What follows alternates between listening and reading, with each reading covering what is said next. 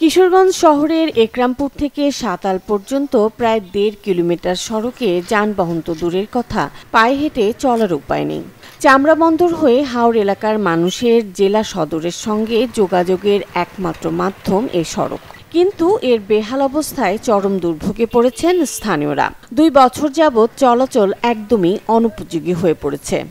Auto এখন যায় না হাইটে, এই কারণে যে অটো প্রতিদিন এই ২টা ৪টা ৫টা অটো উল্টে যা ভয়ে যায় না।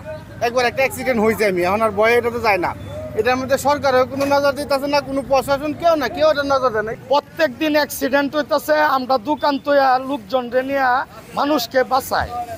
এইভাবে দিতে দিতে আপনার অনেক প্রায় বোধহয় ১-১.৫ বছর ২ বছর যাবতে এইভাবে চলছে। দুর্দশার জন্য আমরা সরকারের কাছে আবেদন জানাচ্ছি যাতে দ্রুত এই রাস্তাটি সম্পূর্ণ করে দেয়। এটা চলাচলের অনুপযোগী হয়ে থাকে, তাহলে রোডটাকে বন্ধ করে দেয়, এখানে ব্যান ঘোষণা করে রাখুক।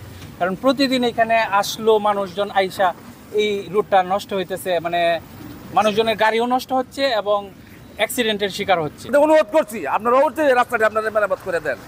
আমাদের এলাকাবাসী প্রয়োজন, রুগীটাকে হাসপাতালে নিয়ে যেতে পারে না, শহীদ নজরুলও যেতে পারে না, যানজট, বাইপাস রাস্তা এখনো কমপ্লিট হয় নাই, সমস্ত রুগী এই দিক দিয়ে নিয়ে যেতে হয়।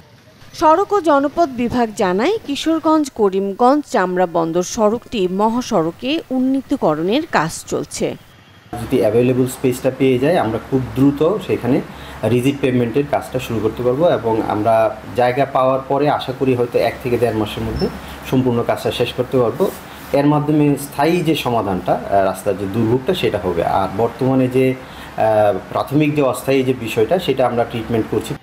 ২০১৯ সালে শুরু হয় কিশোরগঞ্জ করিমগঞ্জ চামড়া বন্দর জেলা মহাসড়ক উন্নীতকরণ প্রকল্প এবং ৮ কিলোমিটার বাইপাস সড়ক নির্মাণ কাজ।